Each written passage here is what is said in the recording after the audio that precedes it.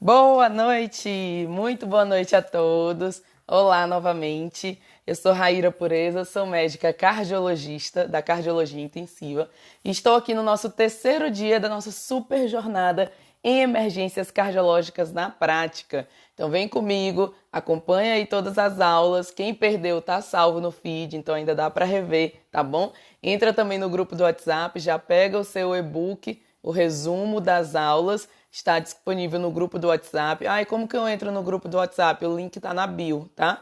Então pode ir lá na bio, entra no grupo do WhatsApp, já garante seus e-books das duas aulas anteriores, o resumo das aulas dessa jornada tão maravilhosa em emergências cardiológicas.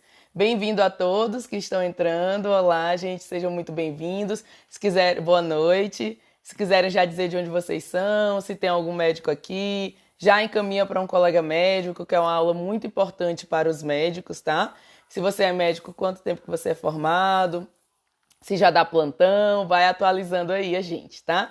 Então, para quem foi chegando agora, nossa terceira aula da jornada em emergências cardiológicas. E hoje a gente tem uma aula muito especial, que é o eletrocardiograma na emergência. Gente, eu estou aqui hoje para lhe provar que sim. Ah, de Teresina, muito bem. Estou aqui hoje para lhe provar que você consegue sim aprender eletrocardiograma na sala de emergência, conhecer, né, saber o suficiente para manejar bem os casos que chegam em emergência, tá bom? Então vão entrando aí. Deixa eu só pegar uma água. E a gente já vai começar. Boa noite, bem-vindos. Já encaminha essa live para outra pessoa e para principalmente os colegas médicos. E vamos lá. Se você acha que eletro na emergência não é para você, você está no lugar certo, na aula certa, tá? Gente, eletrocardiograma na emergência não precisa a gente fosforilar muito. Qual que é seu objetivo na emergência? É salvar a vida daquele paciente, né?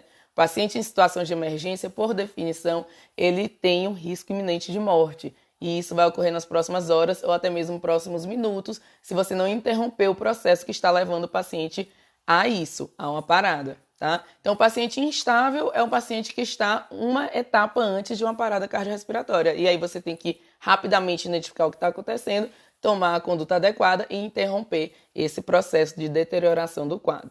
E na sala de emergência, um dos grandes temores, as grandes dúvidas é o eletrocardiograma, né? Nossa, eu tenho muita dúvida, muito medo do eletro, de não saber interpretar alguma coisa. Bom, eu estou aqui para simplificar as coisas para vocês, tá? A gente vai avaliar o que tem que ser avaliado no eletro na sala de emergência. Então, vamos lá. Na sala de emergência, as três situações principais aí que você pode se deparar e precisar fazer alguma interpretação do eletrocardiograma são quais? No manejo das arritmias, né? Tanto as taquiarritmias quanto as bradiarritmias. 2, os eletrocardiogramas da parada cardiorrespiratória. E 3, o eletrocardiograma do paciente com síndrome coronariana aguda. São essas três situações. Cada uma delas tem um manejo muito rápido, prático e objetivo que eu vou ensinar para vocês agora, tá bom?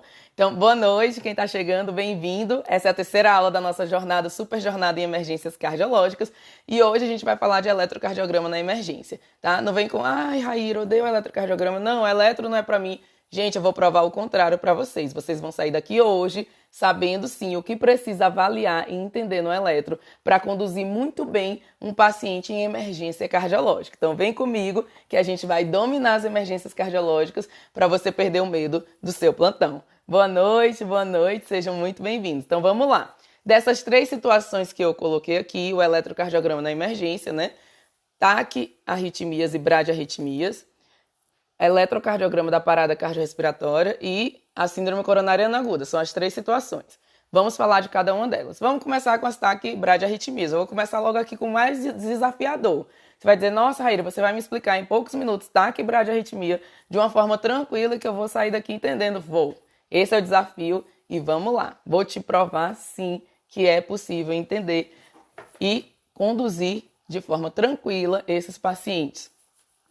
Gente, vamos voltar para o nosso quadro, né? Diante de uma emergência cardiológica, no caso aqui um ataque ou uma bradiarritmia. O que é mais importante aqui, mais até do que o eletrocardiograma em si, que você não vai ficar aqui tentando dar o diagnóstico de um bloqueio 2:1 ou de um flutter atrial com BAV variável, não. Que você quer saber o quê? o que eu preciso fazer para salvar esse paciente, né? Para resolver a vida desse paciente. Então, eu vou começar com as bradiarritmias, tá? Nas bradiarritmias, o que você vai precisar saber? Identificar uma bradiarritmia. Do eletro, é só isso. Então, você vai contar a frequência no eletro, vai ver que ela está abaixo de 50 ou 60, mas a gente considera mais 50 mesmo. Geralmente, as bradiarritmias, para causarem instabilidades, elas estão abaixo de 50 e bem mais baixo mesmo, essa frequência. Então, do eletrocardiograma, do eletro, o que eu preciso saber é que o ritmo está bradicárdico, que o ritmo está abaixo de 50. Ah, mas será que é uma bradicardia sinusal? É um BAV do segundo grau, MOBITS 1, ou é um BAVT? Gente, isso não importa. Isso não importa na sala de emergência. Porque esse paciente, a informação que o eletro vai te dar é essa, da frequência cardíaca dele. Não importa se é bradisinusal ou bradiarritmia. A informação mais importante é justamente da clínica do paciente. A clínica é sempre soberana mesmo. Você vai avaliar esse paciente para ver se ele tem algum critério de instabilidade ou não. Então, lembra que a gente fala muito quem se move ganha move, quem está parado ganha paz? Se você for avaliar o ritmo de um paciente parado, você já vai com as pás ali, que se precisar desfibrilar, você já desfibrila. Aqui o seu paciente está instável, mas ele não está parado. Então, você vai monitorizar o paciente. Quem se move ganha move. Monitor, oximetria, para ver se esse paciente precisa de oxigênio, já te ajuda a avaliar se ele está instável, tá? Veio acesso venoso, que você vai precisar fazer alguma medicação, e o ED, exame físico, a CLS coloca eletrocardiograma também, mas que não vai retardar sua conduta. Então, avaliei o paciente, vou buscar critérios de instabilidade desse paciente, tá? Instabilidade. Quais são os critérios de instabilidade para as arritmias, das duas, tanto as bradi quanto as taquiarritmias? Critério de instabilidade. O que a CLS coloca? Alteração aguda do estado mental, dor torácica, aí essa alteração aguda pode ser agitação ou rebaixamento, tá? Dor torácica anginosa, insuficiência cardíaca aguda, hipotensão ou outros sinais de choque, né? Sinais de baixo débito, hipoperfusão periférica, enfim. Ai, Raíra, é muito difícil de memorizar. Tem os Ds, né? Os 4Ds, os 5Ds, que é o quê? Diminuição da pressão, mas você vai lembrar dos outros sinais de choque. Diminuição da consciência, alteração da consciência. Dispneia ou outros sinais de IC aguda, não é verdade? E dor torácica anginosa, né? Dor torácica isquêmica. E o quinto D seria aí o desmaio. Então, o paciente chegou, você avaliou, ele tem um desses. Ah, Raíra, precisa ter todos eles? Não, precisa ter um critério de instabilidade. O paciente chegou para você na sala de emergência. Quem se move ganha move, você monitorizou e tudo. E viu que tem um critério de instabilidade, pronto, é uma brad instável, gente. Acabou. Você não vai aqui ficar tentando saber se é um BAV do segundo grau, MOBITS 2, ou será que é um BAVT? Estou na dúvida e tudo, que é bem fácil de diferenciar, mas isso aí é para uma outra conversa. Você não vai aqui ficar querendo dar o diagnóstico de qual o tipo de bloqueio, qual a importância disso para você e para o seu paciente na sala de emergência nenhuma. Você quer resolver o problema do seu paciente. E para resolver o problema do seu paciente, você só precisa saber do eletro na bradicardia, que ele está com a frequência abaixo de 50, que até no pulso você contou essa frequência. Então, numa bradicardia, eu quero saber se é bradicardia, não importa se é sinusal, se é bradiarritmia. Critério de instabilidade, e aí eu vou tomar minha conduta.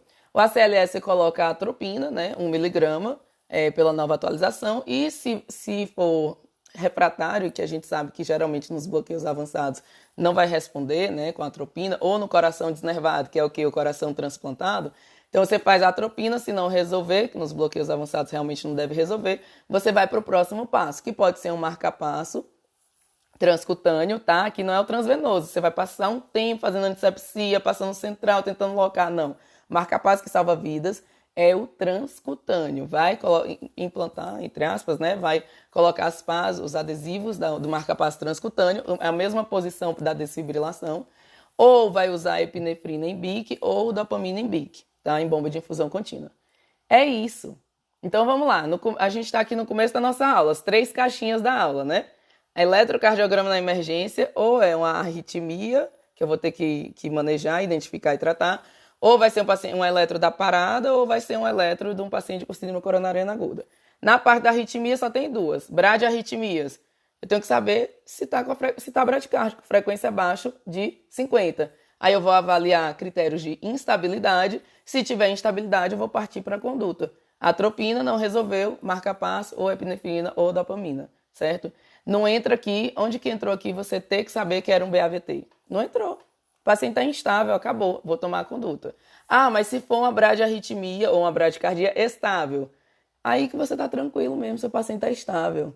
Você vai chamar o especialista e ele vai decidir o que fazer. O paciente está estável, ele pode aguardar o especialista, certo? Então, gente, da parte da bradicardia, bradiarritmia, só tem que saber a frequência. Acho que tá fácil por enquanto, né? Tá muito fácil. Vamos para ataque e arritmia. Ai, Raíra, é aí que eu não entendo nada. Nossa, eu não consigo. Calma, vou te provar que você consegue, sim, nas taquiarritmias também. Gente, a taquiarritmia é quase tão fácil quanto a bradiarritmia. Aqui a gente só tem alguns detalhes para você se ligar. Primeiramente, diferente lá da brad, que qualquer brad pode causar instabilidade, e eu vou tratar daquela forma. Nas TACs, a gente vai usar o algoritmo, que eu vou falar agora, que é o do ACLS simplificado, a gente vai usar esse algoritmo para as taquiarritmias, tá? Por que eu não posso usar para taquicardia? Concorda comigo que taquicardia... Desculpa, para as taquiarritmias. Por que eu não posso usar para taquicardia sinusal, que é anormal, né? Por que eu não posso usar para taquicardia sinusal? Porque taquicardia sinusal, gente, é sempre uma consequência. Nunca é a causa da instabilidade, tá?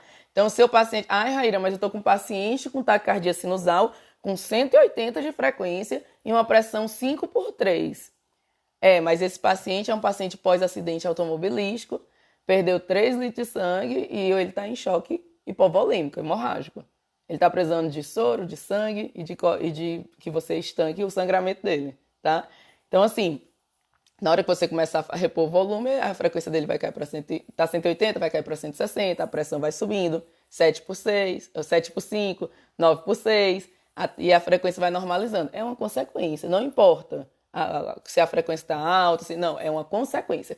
Taquicardia sinusal é consequência. Então, diante de uma taquicardia sinusal, você vai procurar a causa. Seu paciente pode estar com dor, com dispneia, tá? Ele pode estar em choque séptico, choque hipovolêmico, você vai procurar a causa e resolver, e aí a taquicardia vai se resolver. Então, taque sinusal tem que ser médico, tem que ter raciocínio diagnóstico, tem que descobrir qual é a causa e resolver a causa. Agora, um ataque à arritmia. Agora a gente vai entrar no algoritmo. Nas taquiarritmias, igual lá na brad, a primeira coisa que eu quero saber é se o paciente está estável ou instável. Se o paciente estiver instável, acabou, eu tenho que partir direto para a conduta, igual lá na brad. Então aqui eu não precisei saber nada, só precisei saber que o paciente estava com taquicardia. A taquicardia é acima de 100 batimentos por minuto. E o ACLS traz, né, que, em geral, as taquiarritmias, para conseguirem causar instabilidade, elas estão acima de 150 batimentos por minuto. É uma forma da gente relembrar, da gente ter um norte, tá? Enfim, o paciente está com a frequência cardíaca elevada. Eu vou procurar critérios de instabilidade. Então ele chegou para mim, quem se move ganha move, monitor, oximetria, oxigênio se ele precisar, acesso venoso e o exame físico. O exame físico é justamente para, junto com os dados do monitor, para me dizerem se esse paciente está estável ou instável. Aí quais são os critérios? Igual da brad, tá? Aqueles 4 ou 5 Ds, né? Dor torácica, isquêmica, anginosa, dispneia, para a gente lembrar de insuficiência cardíaca aguda, tá? Diminuição da consciência, alteração do estado mental, diminuição da PA ou outros sinais de choque e, né, se quiserem acrescentar aí o 5º D, que seria o desmaio. Então, o paciente tem critério de instabilidade, só precisa de um desses, você vai para o tratamento. Ai, Raíra, mas será que... E se for um ataque de QRS largo, regular? Tá, vai para o tratamento, que é a cardioversão. E se for um ataque de QRS estreito e irregular? Gente, não importa. Não importa. Você está ali na sala de emergência para tirar o seu paciente desse processo ativo que vai levar ele para uma parada, né? Ele está instável, o próximo passo é parar. Então você tem que interromper isso imediatamente. Para que você vai querer ficar dando diagnóstico se não vai mudar nada? Qualquer das taquiarritmias, a conduta aqui é cardioversão. Então, seu paciente chegou, quem se move ganha move, monitor oxigênio veio exame físico, vi que é um ataque à arritmia, né? Monitorizei o paciente, e que está com um critério de instabilidade, só precisa um. Vou para a cardioversão elétrica sincronizada, tá? Pronto. Viu como é simples? A brad, eu só tinha que saber se estava estável ou instável. Ataque, eu já começo procurando critério de instabilidade. Tem critério de instabilidade, eu vou cardioverter, tá? Tá bom, não tem critério de instabilidade, é um ataque estável. E aí, o que eu vou fazer? Bom, quando o ataque é estável, aí você vai ver se o QRS é largo ou é estreito. Se for um QRS largo, QRS largo, regular, é uma ATV, né? Não precisa você chegar nesse diagnóstico, é um ataque cardioventricular monomórfico, não precisa. É um ataque, segue o algoritmo da CLS, é um ataque de QRS largo, regular. Eu vou fazer a amiodarona, 150 miligramas em 10 minutos. Por que essa amiodarona um pouco mais rápido? Porque essa ATV, ela geralmente instabiliza. Então, se o seu paciente não está instável, ele vai ficar. Você quer reverter ela rapidamente, tá? E aí você faz 150 miligramas em 10 minutos, que é a recomendação da CLS. Tá, não, o QRS, já vi que é um ataque, tá estável, mas o QRS não é largo não, é estreito. Aí ele pode ser regular ou irregular, tá? QRS estreito, regular, você vai fazer a manobra vagal, não funcionou a adenosina 6 miligramas, não funcionou 12. E se ele for irregular, você vai controlar a frequência. E é isso. Então vamos lá. Que bicho de 7 cabeças é esse, que é o eletrocardiograma na emergência? Na avaliação das arritmias, se for bradiarritmia, eu só preciso saber se ele está estável ou instável. É uma brad, o eletro só me contou a frequência. Porque eu não quero nem saber se é sinusal ou se é um BAV, BAVT, um bloqueio de primeiro grau. Não quero saber. Abaixo de 50, estável, eu chamo o especialista. Instável, aí eu vou fazer o tratamento, que é 1 miligrama de atropina, não resolveu, aí eu vou para o marca-passo, o dopo, epinefrina em BIC. Pronto, só isso que o eletro precisou te contar. Raíra, as ataques. Ataque, arritmia, você vai avaliar também, monitor oxigênio veia, instabilidade, tem instabilidade, cardioversão, pronto. Não tem instabilidade. Aí você vai ver se o QRS é largo, se ele é estreito, sendo estreito, se ele é regular ou irregular. Só isso, gente. E isso você consegue ver. Se o QRS está mais gordinho, tem mais de 3 quadradinhos ou não. Certo? Se ele está batendo sempre certinho ou se ele está variando as distâncias entre os QRS. Isso aí você consegue saber. Então, muito simples, né? Essa avaliação. Só preciso saber realmente o que é importante para eu dar a conduta do meu paciente na sala de emergência, certo?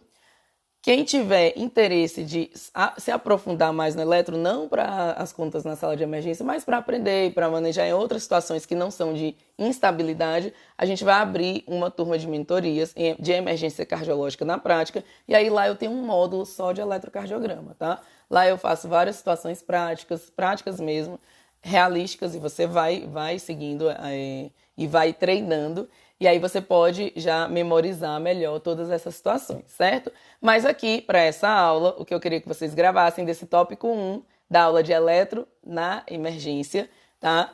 Nesse tópico 1 de arritmias busque no eletro só o que você precisa para resolver o caso do paciente, tá? Nas brades, você só precisa saber que é uma brade. Nem importa se é brade sinusal ou arritmia, ou bradiarritmia. Você só quer saber se ele está instável para você já tratar. Atropina, não resolveu, vai para o marca-passo, por exemplo. Nas TACs, eu também quero saber se está instável, porque se estiver instável, não preciso saber que TAC que é, se é largo, se é estreito, não, só vou direto para o tratamento, que é a cardioversão. Não foi instável, ótimo, você tem tempo de avaliar com calma. Aí você vai ver se ele é largo, regular. Aí você vai fazer uma amiodarona, porque é uma TV e ela pode instabilizar. Ou se ele é estreito e irregular, é ataque supra. Não precisa você chegar no diagnóstico ataque supra. É um estreito, regular, vou fazer ali manobra vagal, depois adenosina. Não, é um estreito e irregular, vou controlar a frequência e pronto. É isso, gente. Quem lembra o que a gente tem que fazer para cardioverter o paciente? A gente tem que seguir o passo a passo, né? Claro, quando você está com o paciente, isso é mais claro na sua cabeça, é mais óbvio, digamos assim. Você não vai chegar e dar um choque no peito do paciente, né? Você vai dizer, senhor, você vai informar, olha, você está com arritmia, eu vou precisar fazer o tratamento, tarará. Aí você explica, passa a segurança para o paciente, estarei aqui do seu lado, nossa equipe está aqui, a gente é treinado, né? A gente já tem experiência com isso e tudo.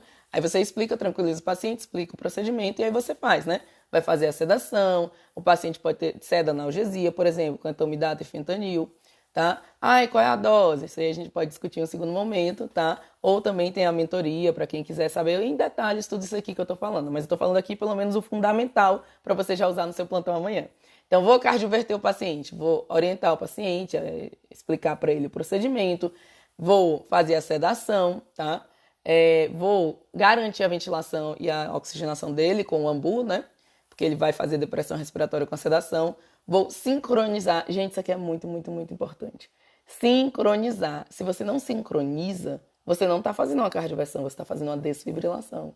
E aí o paciente que estava instável e você desfibrila, você pode fazer um fenômeno R sobre T, desencadear uma arritmia ventricular grave, uma parada cardiorrespiratória, que é o que você estava querendo evitar. Então, assim, você está fazendo uma cardioversão elétrica sincronizada, o nome já está dizendo. Tem que sincronizar. Aí você vai apertar no sync, vai ver se sincronizou. Às vezes são as setinhas que aparecem em cima e o nome sync, às vezes fica piscando ali onde está apontando que tem o nome sync, de sincronizar. Então você tem que confirmar que sincronizou, pelo amor de Deus. Uma vez sincronizado, você vai colocar muito gel, vai colocar o peso do seu corpo sobre o tórax do paciente, sobre as pás, vai soltar o choque da cardioversão, tá? E, muito importante, segundo ponto mais importante, depois do sincronizar, que esse daí é importância fundamental, senão você está dando outro procedimento, está fazendo outro procedimento. Segundo ponto mais importante é observar. Por quê? O que é esse observar? É manter as pás no tórax do paciente. Por quê? Porque se, apesar de você ter feito tudo certinho, se esse ritmo degenerar, por exemplo, para um AFV, você já está com as pás lá. Checa se voltou de sincronizado para desfibrilação. Geralmente eles voltam sozinhos, os desfibriladores voltam sozinhos justamente por essa possibilidade. Se não voltou, você pede para alguém voltar lá para você e pede para colocarem a carga máxima. E aí você solta o choque da desfibrilação. E agora a gente mudou de algoritmo, é uma parada. Então, soltou o choque da desfibrilação, vou reanimar 30/2. Certo? Então, acho que está dominado, né, gente? A arritmia. Então, comecei logo do que era o mais temido, o bicho de 7 cabeças, para já desconstruir. Você consegue, sim, manejar arritmias na sala de emergência sem precisar saber, se aprofundar tanto no eletro. O que você precisa saber? Os dados fundamentais do eletro, só para você dar a condução do caso, tá? E isso não inclui o diagnóstico último da arritmia, não. É saber, principalmente, se o paciente está estável ou instável. Porque se ele estiver instável, você já parte para a terapêutica. Certinho? Todo mundo acompanhando? Podemos ir para o próximo tópico. Próximo tópico que a gente falou é o de síndrome coronariana aguda. Antes de chegar na síndrome coronariana aguda, deixa eu falar logo do eletro de parada cardiorrespiratória, né? Na parada, Raíra, começou a complicar. Já tinha até entendido aí a parte da arritmia, agora tu vai falar de parada. Gente, calma. Para quem chegou agora, eu vou fazer uma recapitulação bem rápida aqui da parte da arritmia, tá? Se o paciente tem BRAD, não importa se é bradicardia ou bradiarritmia, você só precisa saber o conceito de BRAD, é abaixo de 50 batimentos. Você vai procurar critérios de instabilidade. Se o paciente tem algum critério de instabilidade, dor torácica, diminuição da consciência, vou usar tudo D, né? Dor torácica, diminuição da consciência, dispneia, outros sinais de insuficiência cardíaca, diminuição da pressão, outros sinais de choque. Paciente com bradicardia instável, você vai fazer atropina 1 miligrama, não resolveu, vai para marca-passo transcutâneo, ou epinefrina, ou dopamina em BIC, certo? Brad é muito simples, né? E as TACs, simples também. Você vê que o paciente está em taquicardia, aqui não pode ser um ataque sinusal, então obrigatoriamente tem que ser taquiarritmia. O paciente está com ataque e arritmia, em geral até acima de 150, mas enfim, está em ataque e arritmia. Vejo critérios de instabilidade. Ele tem um dos 4 critérios, dor torácica, dispneia, diminuição da consciência, diminuição da pressão, outro sinal de choque? Tem. Então eu vou direto para o tratamento, cardioversão elétrica sincronizada. Osasco, orientar o paciente, sedar, usar o ambu para garantir a ventilação dele, sincronizar, cardioverter e observar, certo? Se foi um ataque instável. Se foi um ataque estável, depois a gente pode em outra aula detalhar mais ela. Mas é muito simples também. Só precisa saber se o QRS é largo ou estreito. Se for largo, amiodarona. Se for estreito, regular, eu vou fazer manobra vagal depois adenosina. Estreito e irregular, eu vou controlar a frequência. Pode ser com amiodarona também? Pode ser também, só que é numa infusão muito mais lenta, que eu não quero reverter o ritmo dessa arritmia. Eu quero só controlar a frequência, tá bom? Isso aqui foi o resumo do primeiro tópico da aula, que é a parte das arritmias. Gente, quem tá aqui, fica até o final, que a gente vai fornecer para vocês também, como todos os outros dias, o primeiro e o segundo dia. Hoje é o terceiro dia da jornada, a gente vai fornecer o resumo dessa aula, tá? Um e-book resumo gratuito dessa aula. Para conseguir esse e-book, basta entrar no grupo do WhatsApp da jornada que a gente manda o e-book lá. Mas eu vou dar a senha desse e-book no final da aula de hoje. Então tem que ficar até o final quem quiser o e-book, tá bom? Então, esse foi o primeiro ponto, arritmias, né? Tá dominado. Vamos para o segundo ponto, parada cardiorrespiratória. Ai, Raíra, agora eu fiquei nervosa. Parada cardiorrespiratória, não vou conseguir. Gente, calma. Parada cardiorrespiratória só tem 4 ritmos. Só 4. Um você já conhece, que eu já falei, que é a TV, certo? Só que aqui na parada é uma TV sem pulso, tá? Então, na parada cardiorrespiratória, a gente tem 2 ritmos chocáveis e 2 ritmos não chocáveis, tá? Os ritmos chocáveis, TV, né, taquicardia ventricular, só que sem pulso, e a fibrilação ventricular, que é um ritmo agônico, totalmente descoordenado, tá? Você precisa saber que, diante desses ritmos, a primeira conduta é chocar o paciente, desfibrilar o paciente, tá? Na carga do fabricante, se você não souber, na carga máxima, tá? Se você não conhece o desfibrilador, não sabe qual é a carga do fabricante, você joga a carga máxima mesmo, tá? Mas ideal que você conheça. Lembra lá da minha primeira live, os 5 passos para perder o medo do plantão? Um dos passos é se preparar e na preparação inclui conhecer o carrinho de parada, o melhor amigo no seu plantão. Então, conhecer o carrinho de parada, conhecer o desfibrilador, ver onde é que liga, onde é que coloca a parte de marca-passo, né? Que a gente falou lá acabamos de falar no tópico de Brad, tá? Ai, Raíra, como que coloca o marca-passo? Não sei como é, como que faz. Isso também eu explico tudo na nossa mentoria de emergências cardiológicas na prática, tá bom? Então, é importante conhecer o carrinho de parada sim, tá? Então, você tem uma TV e um FV, são ritmos chocáveis. Quando você está diante de um paciente que não responde, por exemplo, você chama o paciente, ele não responde, você pede ajuda, o carrinho de parada, checa pulso e respiração, não tem pulso, você começa a massagear. Quando chega o carrinho de parada para você, o que você tem que fazer? Você tem que interromper a massagem que você está fazendo, pegar as pás e ver o ritmo. Você não vai esperar 2 minutos se reanimando. Eu já estou aqui antecipando a próxima aula, né? Mas enfim, você não vai ficar 2 minutos se reanimando o paciente. Chegou o carrinho, eu vou ver o ritmo, porque se for chocável, eu já choco logo. É a prioridade chocar esse paciente. Então você tem que saber o que é um ritmo chocável, que é uma TV sem pulso e uma FV, uma fibrilação ventricular, certo? E os ritmos não chocáveis, quais são? Um deles é a ESP, que é a atividade elétrica sem pulso. Isso aqui, gente, é qualquer ritmo organizado. Qualquer ritmo organizado que seria passivo de pulso, você vai palpar e não tem pulso. E o outro ritmo não chocável a gente chama de linha reta. A gente não chama de assistolia. Por quê? Quando você tem uma linha reta no monitor, você tem que checar o protocolo conhecido, famoso, cagada, né? Cabos, ganhos, derivações. Depois que você checou isso, se continuar a linha reta, aí você está autorizado a chamar isso de uma assistolia, tá? Então, assim, parada cardiorrespiratória está dominado também. São ritmos chocáveis ou não chocáveis. 2 ritmos chocáveis, FV, fibrilação ventricular, ou TV, né, taquicardia ventricular sem pulso.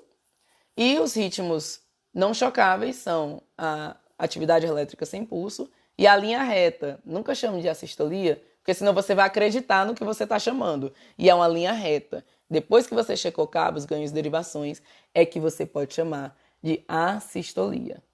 Certinho? Então, tá quase dominado, hein, gente? Eletrocardiograma na emergência. Quem era um bicho de 7 cabeças, a gente já desmistificou muita coisa aqui. Você tem que saber o simples, o básico, o que é suficiente e é necessário para você salvar vidas, tá? Deixa o complicado, o último diagnóstico aí, certeza para o especialista. Você ali na sala de emergência tem que salvar a vida do seu paciente. Então, você vai extrair do eletro aquilo que você precisa para isso. Combinado? E agora vamos para a terceira parte da aula, que é o que mais que eu tenho que saber de eletro na emergência, o eletrocardiograma no paciente com síndrome coronariana aguda. A gente até já deu uma pincelada em algumas aulas anteriores, eu vou falar um pouco aqui, tá? Vou falar alguns detalhes importantes, mas a gente vai ter uma aula só sobre isso, ainda aqui nessa jornada, tá? Nos próximos dias a gente vai ter uma aula que é sobre supra de ST e outras alterações isquêmicas no eletro. Então hoje eu vou falar o quê? O resumo básico, porque a minha promessa de hoje é te provar que você consegue sim entender o eletrocardiograma na emergência o suficiente para cuidar bem do seu paciente e salvar a vida do seu paciente, certo? Então o que eu preciso saber, né, do eletrocardiograma numa síndrome coronariana aguda? Tem vários tópicos, mas a gente pode resumir e direcionar. Primeira coisa, você tem que saber reconhecer um supra de ST, tá? Então, o que é o supra de ST? É uma alteração do segmento ST, né? Uma elevação da linha de base. Então, o critério de supra de ST tem que saber, tá, gente? Não é só supra, tá? Eletrocardiograma na síndrome coronariana aguda, mas eu vou falar dos outros padrões também. Então, o supra de ST, o que a gente precisa saber? O supra de ST é uma elevação de 1 milímetro, em geral, vou já falar as outras circunstâncias, mas é uma elevação de 1 milímetro em duas derivações contíguas, tá? Então, por exemplo, D1 e AVL, que é a parede lateral alta, V5 e V6 é lateral baixa, D2 e D3 AVF, que é a parede inferior, V1 e V2 septal, V3 e V4 ou V1 a V4, que é anterior. Essas são derivações contíguas, tá? E o AVR, ele não tem derivação contígua. Então, é elevação de 1 milímetro no segmento ST em pelo menos duas derivações contíguas. Então, se pegar, por exemplo, D3 e AVF, já é inferior. Não precisa ter D2, D3 e AVF, entendeu? Existem algumas exceções. O V2 e o V3 é diferente, tá? É 1,5 para mulheres, 2 para homens acima de 40 anos e 2,5 para homens abaixo de 40 anos, tá? E lembrar que as derivações posteriores, que é V7, V8, V9, é só meio milímetro, tá? Então, o que eu tenho que saber? Eu tenho que saber dar o diagnóstico supra de ST. Pega uma reguinha, vai ali e avalia. Ai, Raíra, não sei, fiquei na dúvida se tem supra. Gente, ficou na dúvida, repete o eletro. Seriar o eletro é fundamental, porque essa alteração, se ela for isquêmica, ela está em evolução. O supra está em evolução. Então, repete o eletro com 15 minutos, com 30 minutos. Em geral, o pessoal fala, repete com 20, 30 minutos. Eu sou ansiosa, eu repito logo com 15, depois mais 15, que se tiver alguma coisa, eu já quero ver, tá? Checa direitinho as derivações onde foram colocadas e repete o eletro. Certinho? Então, dessa terceira caixinha da aula, fundamental saber o que é um supra de ST. Dentro do supra de ST, tem algumas nuances. Por exemplo, teve um infarto de parede inferior, D2, D3, AVF. É fundamental você também pesquisar infarto de VD, que é o V3R e o V4R.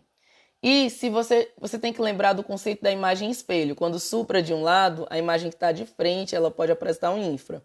Quer um exemplo? Quando você tem supra de D2, D3, AVF, que é a parede inferior, em geral você tem infra D1 e AVL. A imagem espelho ocorre em 80% dos casos, certo? Raíra, que você estava me falando de imagem espelho? Eu já vi o supra em D2, D3, AVF. Já, porque eu vou olhar D1 e AVL está infrado para confirmar o que eu já estou vendo. Não é por esse caso. Isso aí foi só um exemplo. Mas é para você saber que, por exemplo, nas derivações convencionais, às vezes pode vir uma imagem espelho te falando que você tem que fazer uma derivação, as derivações a mais, que seriam as posteriores. Que situação é essa? Nesse infarto inferior, se você tiver um infra em V1, V2 e V3, tem que procurar o supra aonde? Em quem está de frente, que é o V7, V8 e V9. Que aí você pode chegar num ínfero látero dorsal, que é um infarto com muito mais gravidade do que só um infarto inferior, tá? Já é um infarto com supra, já é o de maior gravidade, mas o inferior, ele tem prognóstico bem melhor, sabe? A mortalidade dele é bem menor, a não ser que ele esteja associado a outras paredes, que ele esteja associado a infarto de VD, que ele esteja associado a bloqueio. Então, que tudo isso pode acontecer no infarto inferior.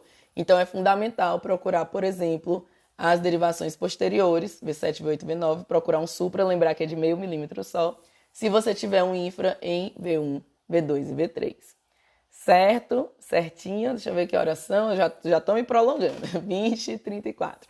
Bom, para finalizar, o que mais você tem que saber? Você tem que conhecer as outras alterações isquêmicas, isso eu vou detalhar na próxima aula, que é a aula sobre supra de ST e outras alterações isquêmicas. Mas já vai tomando nota aí, já vai dando uma pesquisada, mas a gente vai detalhar mais lá.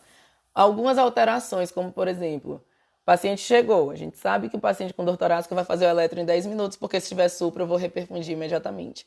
Se não tiver supra, eu vou ficar tranquilo, vou dormir. Não. Se não tiver supra, existem alguns critérios de gravidade nesse paciente, tanto no eletro quanto clinicamente. A aula hoje é sobre eletro. Então, no eletro, por exemplo, se o paciente tem aquela famosa isquemia circunferencial, que é o supra de AVR com infradifuso de pelo menos 6 derivações, esse paciente pode ter uma lesão de tronco ou uma lesão DAC, né? Lesões graves, paciente multiarterial. Outro exemplo, ondas T apiculadas. A gente tem que saber procurar. Outro exemplo seria um padrão de Wellens, tá? Que são as T's negativas ali na parede anterior, V1, V2, V3, V4, aquele plus minus que a gente chama. Então, esses são alguns exemplos de elétrons que não têm supra, mas são elétrons que denotam maior gravidade, sim, tá? Então, desse bloco 3 da nossa aula de hoje, Fundamental saber reconhecer o supra e quando pesquisar algo mais, tá? Quando fazer as derivações complementares, certo? Mas não esquecer que a ausência de supra não significa que o paciente está tranquilinho. Você tem que procurar também esses padrões de gravidade no eletro do paciente sem supra. Beleza? Então, para quem chegou agora, estamos no terceiro dia da nossa jornada, super jornada em emergências cardiológicas na prática. Hoje o objetivo foi mostrar que sim, eletro é para você, tá? Se você acha que aprender eletro na emergência não é para você, o objetivo aqui foi te provar o contrário. Vou fazer um resuminho do que a gente falou para quem chegou depois. E lembrem-se que ao final eu vou dar a senha do e-book gratuito com o resumo dessa aula, tá? Como eu consigo o e-book? Entra no grupo do WhatsApp da jornada, que lá a gente vai mandar o e-book.